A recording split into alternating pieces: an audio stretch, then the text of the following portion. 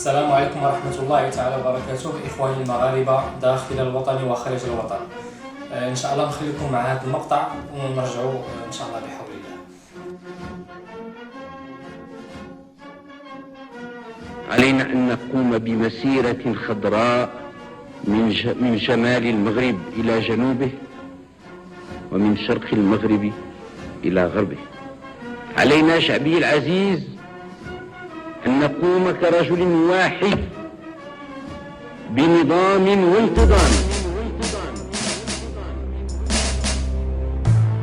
صوت الحسن ينادي بلسانك يا صحراء، فرحي يا أرض بلادي، أرضك صبحت حرة. بدون شك أنكم شفتوا الإشهار ديال الحملة العالمية لجمع توقيعات المغاربة داخل وخارج الوطن بخصوص يوم 20 فبراير 2011. وهذا الفيديو جاء ان شاء الله باش نركزوا على بعض النقاط ونوضحوا لبعض الناس اللي كيشكوا فينا. لهذا يشرفني وبصفتي مسيرا ومنسقا لهذه الحملة العالمية أن أتلو عليكم البلاغ التالي. بسم الله الرحمن الرحيم، والصلاة والسلام على مولانا رسول الله وعلى آله وصحبه أجمعين.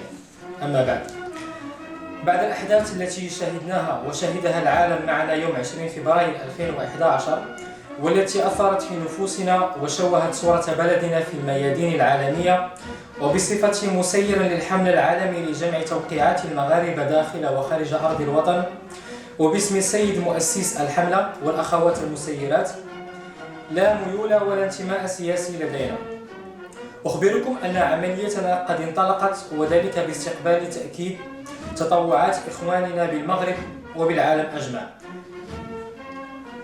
لتبني هذه المبادرة الحميدة، والتي ترمي إلى جمع 3 مليون توقيع على بيان يحمل عريضة تشجب وتندد بالأفعال التخريبية من حرق وسرقة ونهب، مع أسباب تحميل المسؤولية لمنظمي حركة 20 فبراير 2011، وكذلك من دعمهم من الداخل والخارج من جمعيات حقوقية وحركات باسم الديمقراطية نذكر من أسبابها. اقتصارهم بالدعوة لخرجتهم على شريحة معينة من المجتمع ألا وهي مرتادو الفيسبوك فقط. عدم أخذهم الوقت الكافي للتعريف بالمطالب، حيث كان شغلهم الشاغل التنسيق مع ممثليهم بأنحاء المغرب للخروج يوم 20 فبراير. عدم شرح المطالب للناس، علما أن مستوى الوعي يختلف من شخص إلى آخر. عدم توعية الناس والتشديد على أن كل تجاوز يخل بالأمن سيعاقب عليه بأقصى العقوبات. عدم توضيحهم التام لنوع الخرجات، مما أثار خلطا للناس وربطا بالأحداث التي شهدتها تونس ومصر من ثورات، فالثورة لا تعيش فقط بالدماء، كفانا فقط الدماء التي نشاهدها يوميا بسبب حوادث السير في المغرب. تحريض الناس في خطاباتهم وربط أحداث مصر وتونس بشأننا الداخلي لبلدنا. كذلك سنطلب منهم في هذه العريضة التقدم باعتذار للشعب المغربي عن ما سبب عدم نضجهم في التنظيم والتحلي بالمسؤولية من هول ورعب واضطرابات نفسية وخوف على عائلتنا. لنا كمغاربة قاطنين بالمغرب وكجالية مقيمة بالخارج جراء الأحداث التي أضرت بنا، سيتضمن أيضا هذا البيان مطالبنا كشباب مغاربة مما نراه مصلحة لشعبنا من إصلاحات، علما أنه لا وجود لمواضيع سياسية كيفما كان نوعها.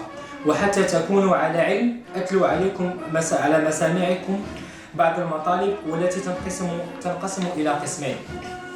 القسم الأول تنزيل أقصى العقوبات لمن يثبت في حقه التحريض على التخريب وإثارة البلبلة واستفزاز رجال الأمن بالمظاهرات لإشعال فتيل الفتنة بطريقة مباشرة أو غير مباشرة. متابعة مؤسسي حركة 20 فبراير لدعوتهم تلبية المظاهرات باسم نداء الوطن. إسقاط الجنسية المغربية على كل من ثبت في حقه التعامل مع جهات معادية لبلدنا بطريقة مباشرة أو غير مباشرة لتلقي دعم منها لتمويل هذه المظاهرات. متابعة كل من يمس بمقدسات البلاد بطريقة مباشرة أو غير مباشرة، وذلك لإيماننا الراسخ بشعار الله الوطن الملك. متابعة مؤسسي حركة 20 فبراير ادعائهم وبدون دليل ملموس أن ما جرى من أحداث لأجهزة الأمن الصاهرة على حماية بلدنا يد مدسوسة في ذلك. القسم الثاني: إبقاء الملكية الدستورية. نطالب بمحاسبة ناهبي أموال الدولة بدون استثناء، حل الأحزاب السياسية لدورها الباهت أو بالأحرى المنعدم في بلدنا، محاسبة رؤساء المجالس البلدية بدون استثناء إذا ثبت في حقهم اختلاسات لأموال الدولة وعدم وفائهم ببرامجهم، التعجيل بتحسين التعليم والحد من تغيبات الأطر التعليمية دون مراعاة لمصلحة الطالب، متابعة كل من كان سببا في تعطيل مصالح المواطن بالإدارات المغربية من مقاطعات وبلديات ومصالح الضرائب، وكذلك المصحات والمستشفيات إلى ما غير ذلك. توفير فرص التدريب أو كما يعرف بالستاج للطلاب بالشركات والمؤسسات العمومية دون ميز عنصري، وما إلى ذلك من مطالب سندرجها في بياننا. بصفتنا شباب هذه الألفية وأحفاد المسيرة الخضراء، وما تحمل رسالاتنا في طياتها من حس سلمي وحضاري، مؤكدين خطاب المغفور له ملكنا الحسن الثاني طيب الله ثراه، ومعاهدين أنفسنا أن حملتنا هذه ستكون مولودا جديدا للمسيرة الخضراء، ووعي منا أن مستقبلنا رهين بأمن وسلامة بلدنا، وهو الكفيل بدفع قاطرة التنمية. هذه التوقيعات هي إسماع من لا يصل صوتا دون حاجة لمظاهرات تنتج عنها أعمال تخريب وضحايا كما جرى في 20 فبراير، وأيضا همزة وصل بين المغاربة داخل التراب الوطني وكذا مغاربة العالم. الحملة تلقت دعما لتبيانها من إخواننا المغاربة بالتراب الوطني والمقيمين بالخارج من شتى أنحاء العالم، وبهذه المناسبة نود شكرهم لما أبانوه من خالص حبهم لوطننا، كما نرجو لمن لم يسمع مدينته أو دولة إقامته أن يبادر ليكون ممثلا لهذه العملية لجمع التوقيعات. نذكر لكم حصيلة المتطوعين وهي كالتالي: بالنسبة لإخواننا بالمهجر، الإمارات العربية المتحدة متطوعان، فرنسا متطوعان، الكويت متطوع واحد، البحرين متطوع واحد، المكسيك متطوع واحد، كندا، بلجيكا، أوكرانيا أيضا متطوع واحد. بالنسبة للمغرب، مراكش 4 متطوعين، الرباط متطوعان، الظلال والداخلة متطوع واحد، مكناس 3 متطوعين، سطات متطوعان 2، خريبكا متطوع واحد، منطقة مرنيسيا الشمال المغرب متطوع واحد، فاس 3 متطوعين، طنجة متطوعان، أكادير العيون الدار البيضاء الصويرة المضيق متطوع واحد. وكذلك ننوه ونركز على نقاط أساسية لضمان سير ممنهج لهذه العملية، وهي كالتالي: الالتزام والتحلي بروح المسؤولية قبل كل شيء لضمان نجاح العملية، الالتزام بالتحلي بالحكمة والصبر وضبط النفس، الالتزام بأن البيان في ذمتكم وتحت رعايتكم لن يلحقه أي ضرر أو تلاعب به، تمويل العملية شخصيا من مصاريف لطبع البيان المتضمن للتوقيعات ومصاريف التنقل، تحمل مصاريف إرسال البيان إلى عنوان البريدي سنوافيكم به لاحقا، إرسال صور عملية التوقيعات لنتبع معكم سير عمليتكم، كذلك لنضعها عند الصحافة المكتوبة والمرئية، وذلك بالبريد الإلكتروني الذي يظهر أسفل الشاشة.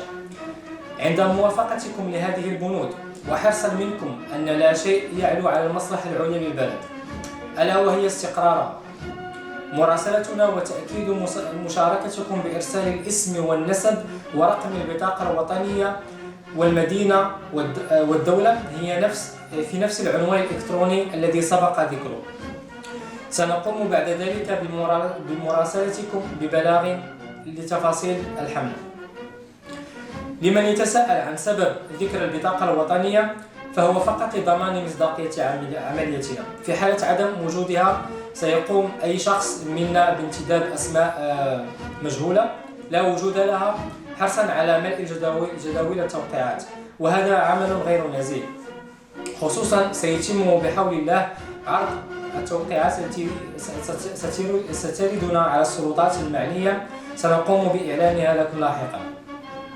وفقنا الله وإياكم لإنجاح حملتنا وإيصال أصواتنا، كما نشكر أعضاءنا الكرام لثقتهم ودعمهم لمجهودنا، والذين لبوا استضافة هذه العملية حتى يكونوا ممثلين لمدنهم ودول إقامتهم.